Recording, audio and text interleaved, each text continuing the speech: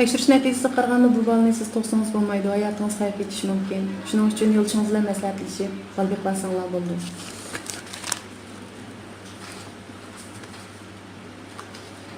Doktor yo'lishim safarda men bundan cho'qim to'shim kerak. Qani maslahatlashib ko'rib beqinglar. Yo'lingizni behmerim qilib ketmang.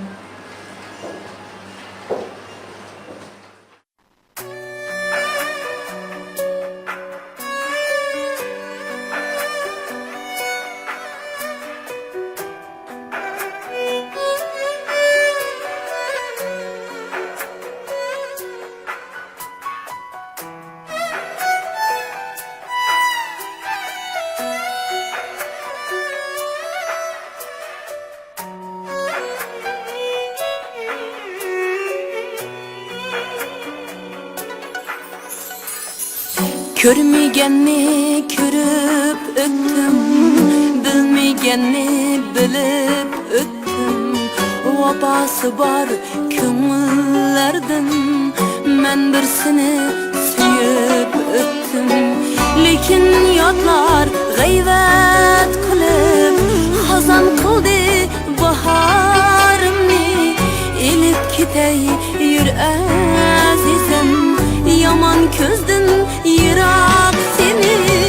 Lekin yodlar g'ayvat qilib, xazon qildi baharımni. Elib ketay yur azizim, yaman ko'zdan yiroq seni.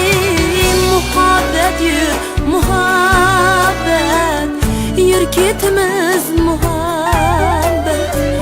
Bu yerlerde g'ayvat ko'p, yur ketayli muhabbet. Muhabbet yur, muhabbet, yur ketimiz muhabbet.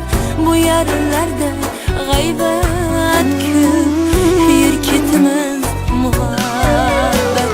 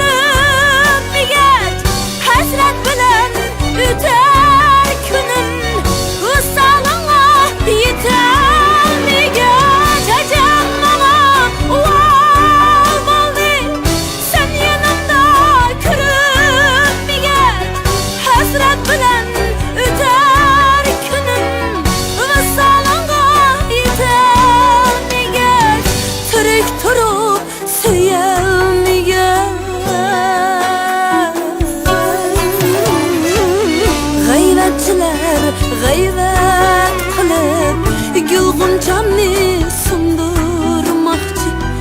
Elib ketay yur azizim, seni mendan ayirmoqchi. G'ayvatchilar g'ayvat qilib seni mendan ayirmasin. Elib ketay yur azizim, hicron qushi sayrimasin. Muhabbet yur, muhabbet, yur ketimiz muhabbet. Bu yerlerde g'ayvat ko'p, yur ketimiz